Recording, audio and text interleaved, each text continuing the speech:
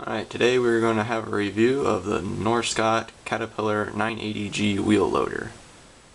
This model was produced, or its production started about 10 years ago, and is still in production, well, as long as Norscot's financial issues will be resolved with Caterpillar. So anyway, we'll go ahead and go into some of the aspects of this model. Now, this model is a fairly basic model. Back when I bought it for about $20, and now with the rising Norscot prices, it's going from about $40 to $50, I believe.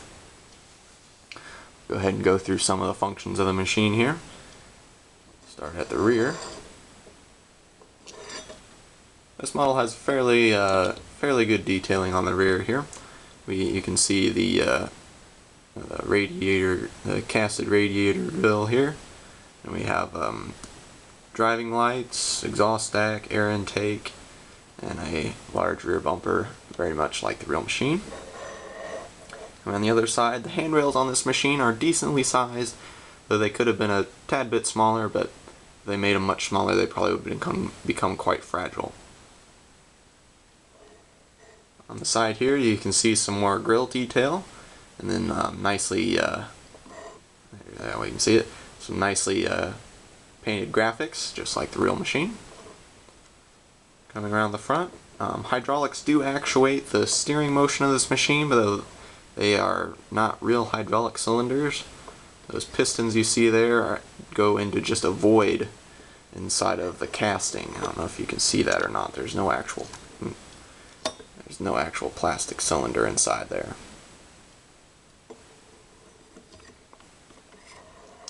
There are steps leading up to the cab. And then the tires on this machine are very good. They're quite large, just like the actual 980. The cab itself is quite well detailed. I was pretty pleased with it. It comes with the operator station, and you can see the special steering wheel that Caterpillar uses. So you only have to make a small amount of movement with the steering wheel to get full turn on the machine. Coming up to the front, comes with a nice large bucket with a tooth, and it's much like a quarry bucket, since you can see it has the angled teeth, like so. The range of movement is excellent for this machine. The boom goes up quite high. That's about where it goes normally. I made some adjustments right here next to this light. There's a little nub that keeps the boom from going any higher, and you can shave a small amount of that metal off, and it allows you to gain just a little more reach. The bucket has an excellent range of movement. It can come all the way in, like so. It doesn't stay in for the last little bit, but it'll come in all the way. Get a nice full scoop of material, and it can also dump all the way out.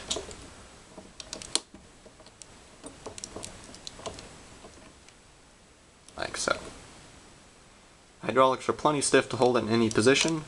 I did break one brass ring on this model a long time ago, back when I first got it. I don't think it was correct when I got it. The brass ring was kind of weak and not fully correctly in place.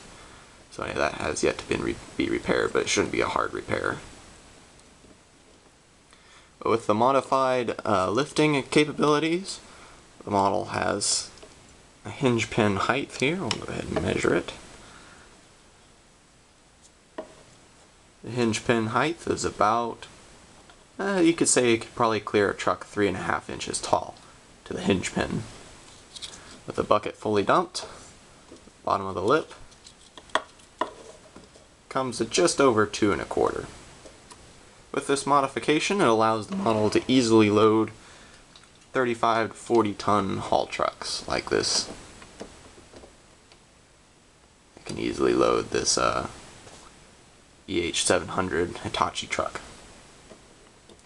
Yeah, this is a very basic Norscot model. It's been around for a number of years. Sometimes you can still get them for a good price on eBay. I recommend it for any starting collectors. The price of $50 is getting kind of steep for this model, but if you really want a large wheel loader, it's still a decent buy. Anyway, that's the review of the 980G, and Don't forget to hit that subscribe button. Thank you.